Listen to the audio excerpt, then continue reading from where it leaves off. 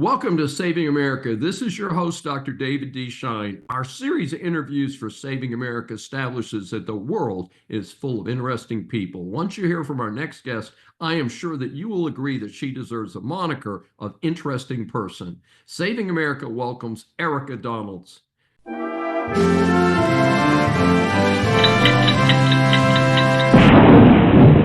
Who is an education entrepreneur and the founder and chairman of Optima Ed and the chair of America First Policy Institute's Center for Education Opportunity. A former elected school board member, she is known as a national expert on education policy and school choice, is a frequent commentator and speaker. Prior to launching Optima, Erika spent 20 years in the financial services industry, finishing her career as chief financial officer and managing partner of a multi-billion-dollar investment management firm. She has served as a visiting fellow for the Heritage Foundation Center for Education Policy and a guest faculty for the Leadership Institute School Board programs. She previously sat on Florida's 2017-2018 Constitution Revision Committee, Governor DeSantis' Advisory Committee on Education and Workforce Development, and Florida Gulf Coast University Board of Trustees. Erika holds a BS in accounting from Florida State University and a Master of Accountancy from Florida Atlantic University, where she is a distinguished alumni honoree. She's a former certified public accountant and a chartered global management accountant. Erika and her husband, Congressman Byron Donalds, one of America's best, live in Naples, Florida, and have 3 sons who have inspired her passion to make education freedom available for every family. We welcome Erika Donalds for her first appearance on Saving America. Thank you so much for having me. It's great to be here. And it's so great to meet you. I did catch an interview with you on, I think, Newsmax or one of the other channels recently. So I'm warmed up because I got a chance to see in action, and I'm so excited to have you here. We educators are attacked by various parties when we support the end of the Department of Education. How do you respond to those that oppose closing it? Well, the Federal Department of Education has not educated a single child. They spent about $3 trillion over the past 45 years and have seen no return on the taxpayers' investment for that money. In fact, scores have either stagnated or gone down. Only a third of our students are reading proficiently and doing math proficiently, as measured by the nation's report card. And as we have seen, billions of dollars have been wasted on divisive programming like DEI initiatives and other wasteful spending. So Donald Trump, as promised to the American people and as he was given a mandate, is looking to return power to the states and especially to parents so that they can hold their elected officials accountable for the performance of their schools and for enacting school choice in their states. I think it's the right thing to do, and we really have not seen a return on our investment in the Department of Education. It's not where education policy belongs. Well, it's just an incredible situation. Some parents and advocates express concern that the end of Department of Education will mean elimination of help for special ed and disabled children. How do we respond to that? It's patently false. Donald Trump, as well as Secretary McMahon, have both promised that the funding that is allocated to low-income and students with special needs, IDEA funds, will continue to go to the states. And so if you are a teacher in a classroom with special needs students and you're getting additional funding to help meet the needs of those students, additional services, that funding will continue to flow. But the problem is that there are layers of bureaucracy of reporting, one from a teacher to their school, perhaps their guidance counselor, from that counselor to the district, from the district to the state, and from the state to the federal government. In this situation, with the funding continuing to flow, the services will still occur. Likely, the reporting will still occur from the teacher to the guidance counselor and to the district and to the state. But the accountability will end there. The states have to make sure that those services are continuing to be performed with the funding that is allocated for those services coming from the federal government. But the federal government is no longer going to employ another layer of bureaucracy to ensure that that's taking place. Somehow that sounds a lot more efficient to me. And don't we have a situation where people are feeding money up to Washington? Washington takes a big chunk of it out of their administrative costs and then sends it back to the states. Wouldn't it be better if we just kept it at the states and the localities in the first place? That's absolutely right. And that's what President Trump wants. It also means accountability closer to the people. It's easy right now for individuals in states or even districts to say the federal government is forcing us to do X, Y, or Z. We have to spend money on compliance. And now that can no longer be the case. You're still getting the funding. We expect that you will continue to provide services and perhaps better services because you won't be wasting funding on more bureaucratic red tape.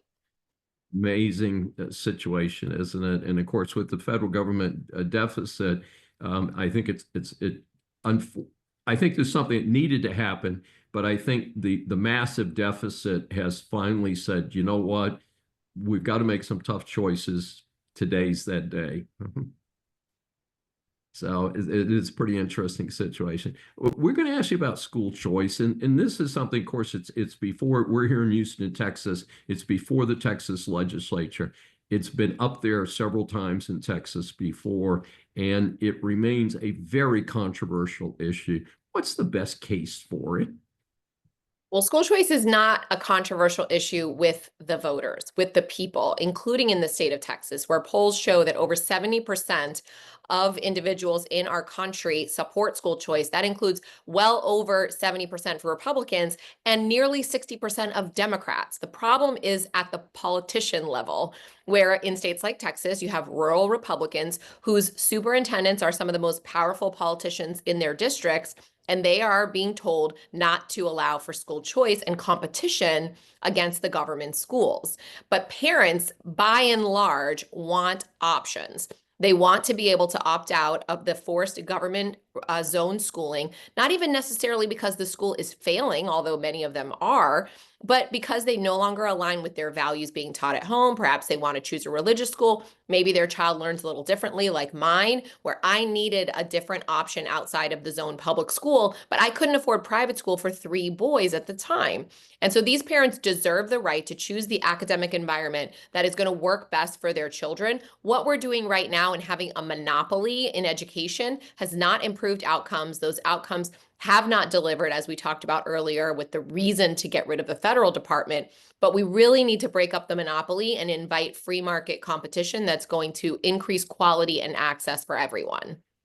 Yeah, well, it is a pretty crazy situation, and I'm product Catholic school. Went to Catholic school K through 8, and was delighted to get to the public school, although it wasn't particularly good. A small town in another state, and but then I got to go to a big public high school in a big city, and it was amazing the difference and the opportunity that afforded me. So I think sometimes being able to go place, in my case, we physically moved the whole family, which is a little hard to do for most Right. people, wouldn't you agree? But what happens to the public schools if a disproportionate number of families move? One of the allegations has been that the wealthy are already sending their kids to private school.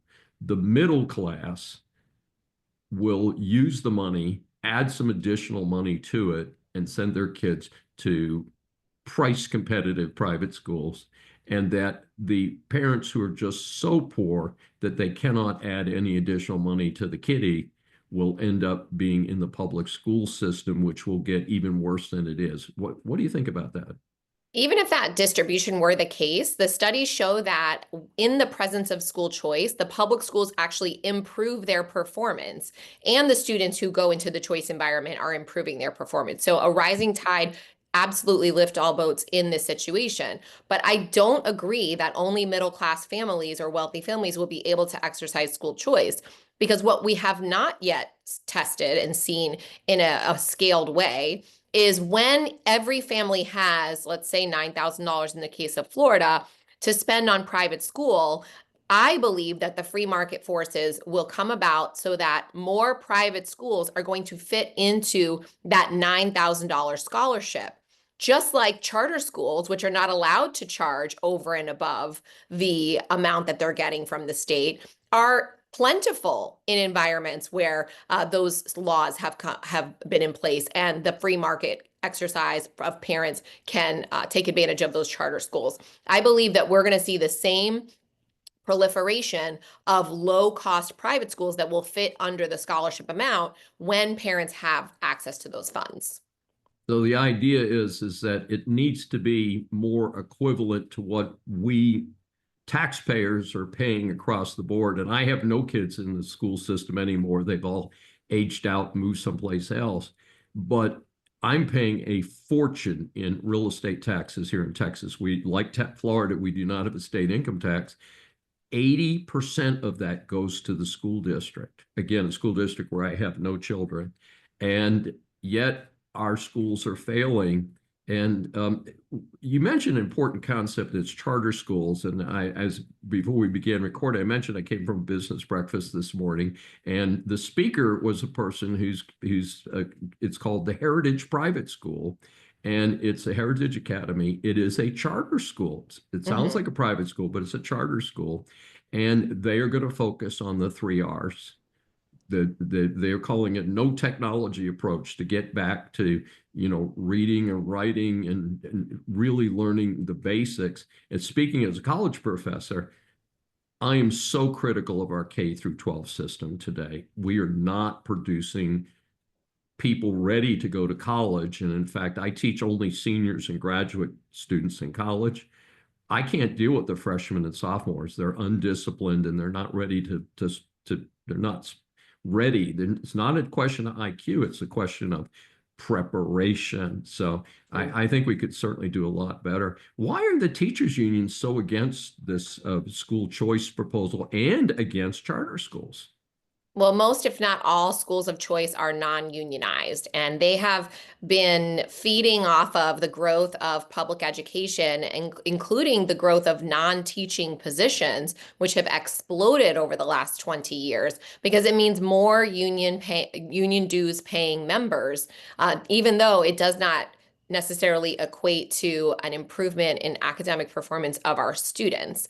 So of course, the unions do not want school choice. They want a monopoly to continue over education, tax dollars, and spending. If parents have options, they're going to want to go somewhere that the teachers are actually held accountable for their performance and for the service they provide to the children.